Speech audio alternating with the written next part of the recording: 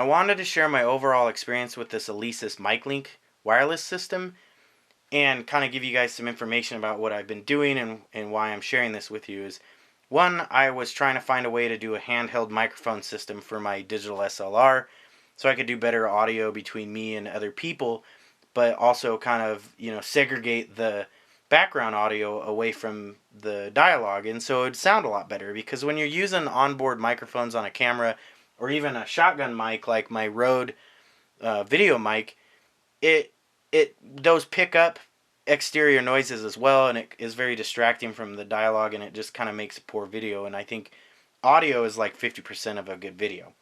So this is where my adventure begins. I decide I want to get a nice handheld mic, and the ones I was finding for good prices are XLR style microphones. And so I picked up this Pulson HDR10, and I was really excited about using it. It had some good reviews, very few. It's still kind of new from what I'm kind of finding out.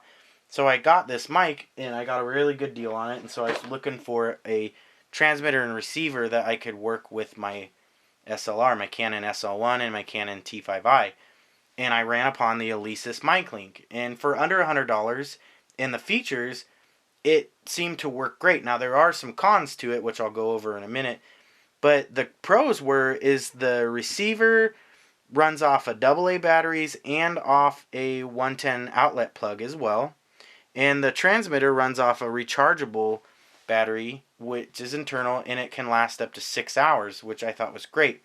The unit does have an external volume adjustment, which I thought was really cool as well.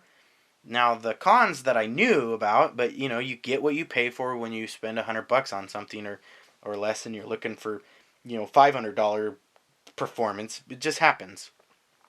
Has no output for monitoring, so you can't really monitor what's going on. The output on this unit is a 1/4 inch output, which my camera does not take. My camera does a 3.5 or 3.5 stereo input. So you have to go from a mono to a stereo. This is not balanced, so it is mono only, and it only runs on the left channel of the camera when you use a 1/4 inch to 3.5 adapter, and then you use a stereo patch cable to the camera. The audio only records on the left side, which is no big deal because I can go in post and just change that audio into mono and it would sound fine. So a little bit of extra work, but that's the price you pay for not spending a ton of money.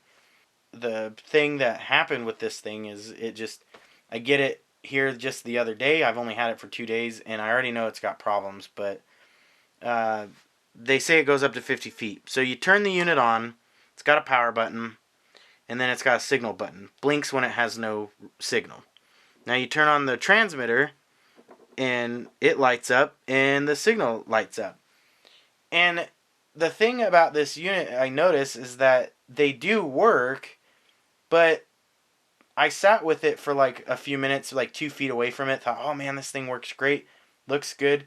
But then the minute I got like 5 feet away from it, which is about now, it loses reception.